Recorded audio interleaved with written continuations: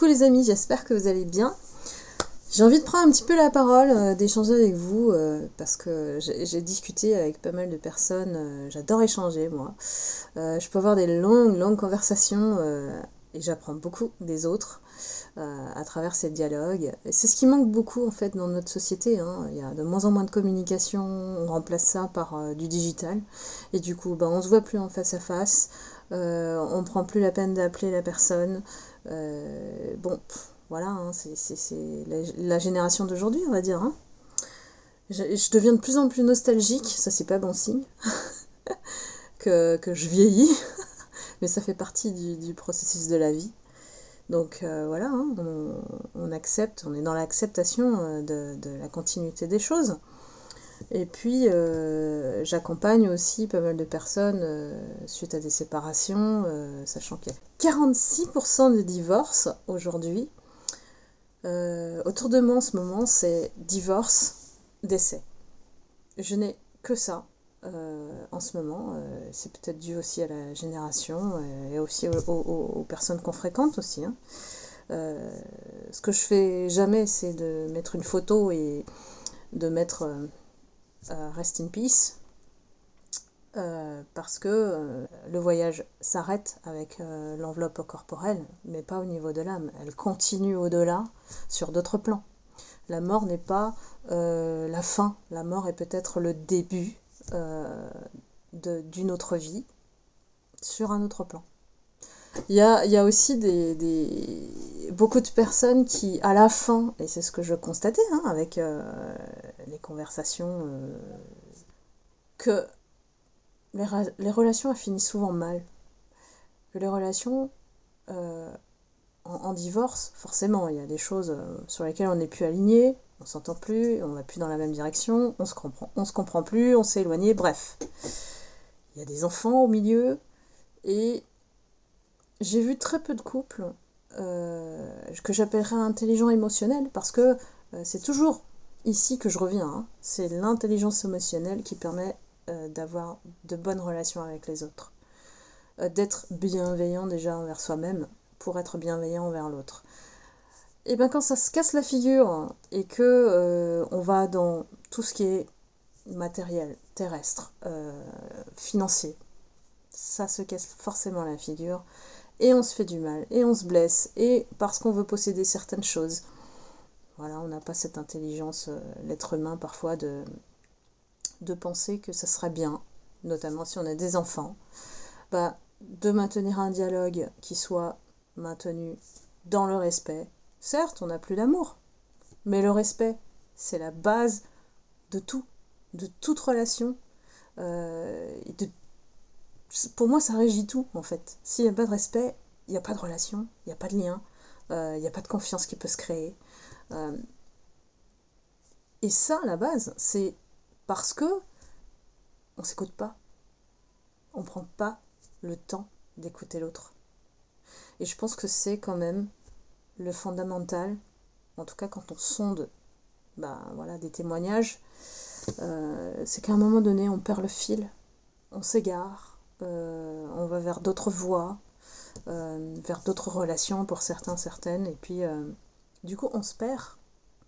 Alors que si on est aligné, on sait qui on est, on sait ce qu'on veut, donc du coup on va être déterminé dans la manière de conduire sa vie, d'être souverain de sa propre vie. C'est un peu l'énergie dans laquelle on est au niveau collectif. C'est qu'on nous invite chacun et chacune à faire table rase du passé, ne pas avoir de rancune, ne nourrissez pas de rancune vis-à-vis des autres parce que on n'est pas mieux, quoi. Voilà. Il faut aussi savoir balayer devant sa porte pour pardonner, que ce soit à soi d'abord en priorité et à l'autre. Voilà. J'ai créé un soin énergétique spécifique pour comprendre ce qu'est le pardon et pourquoi c'est important. Ça nous bloque en fait énergétiquement dans tout ce qu'on fait dans le présent et le futur. Donc c'est important de penser aussi à notre énergie dans tout échange, qu'il soit constant. Moi j'ai très peu de personnes qui savent rester elles-mêmes authentique, bon, à part moi, et du coup ça parfois ça bouscule. Le rôle du coach parfois c'est de bousculer, de mettre en lumière, parce que nous on est conscient en tant que coach que vous avez un grand potentiel, sauf que souvent on est notre propre autosaboteur. On va souvent se mettre dans le doute, ne pas croire suffisamment en nous, en nos projets, de mettre en œuvre tout ça. Et parfois, on réussit pas tout seul. Voilà. Donc, bien choisir aussi ses associés, c'est vraiment fondamental. Et son partenaire aussi. On n'est plus dans la linéarité, en fait. On n'a jamais été sur une ligne droite, dans le chemin de vie, c'est comme ça. Par contre, si on arrive à rester soi-même, fidèle à notre cœur, loyal à notre âme, voilà, eh bien on peut, à minima, se respecter, prendre les choix nécessaires, parce que si vous restez dans l'indécision, il ne se passera rien dans votre vie. Rien. Je peux vous assurer que toutes les personnes que j'ai rencontrées, avec qui j'ai échangé, ou même observé, qui étaient tout le temps dans l'indécision, ou revenaient tout le temps dans les schémas répétitifs du passé, elles n'ont pas avancé aujourd'hui. Donc c'est comme si on nous dit dans l'énergie collective, pour entrer et profiter, bénéficier de cette belle énergie d'abondance qui est entrée depuis le 5 mai, c'est de se délester de certains poids, fardeaux, que ce soit relationnel, familial, que ce soit dans le travail. Quelque part, il faut interpréter certains signes de mal-être, des personnes qui viennent vous piquer un petit peu, voilà, un petit truc qui vous éclaire, vous illumine un petit peu votre chemin, votre conscience.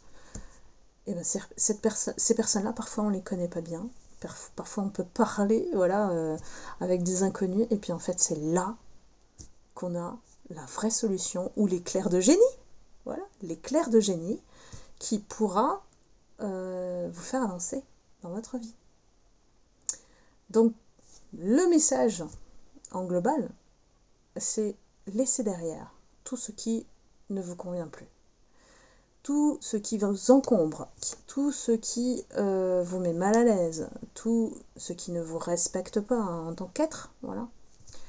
Et avancez, faites avancer la petite machine. On n'a pas dit que ça allait être rapide, voilà. Depuis le confinement, on a tous été ralentis. Donc on compose avec une nouvelle énergie qui est beaucoup plus lente, mais progressive, mais qui construit dans quelque chose de solide, si on est prêt, si on ne revient plus en arrière sur le passé. On se débarrasse de tous les cailloux et les blessures, on les guérit. Et surtout, prenez soin de vous. Toujours priorisez-vous et vous verrez que l'énergie de l'abondance, elle vient vers vous. Vous l'attirez en la manifestant. Et je vous invite à découvrir la prochaine vidéo sur le décodage énergétique de l'abondance que je vous prépare. Voilà, je vous embrasse et surtout, prenez soin de vous. À bientôt.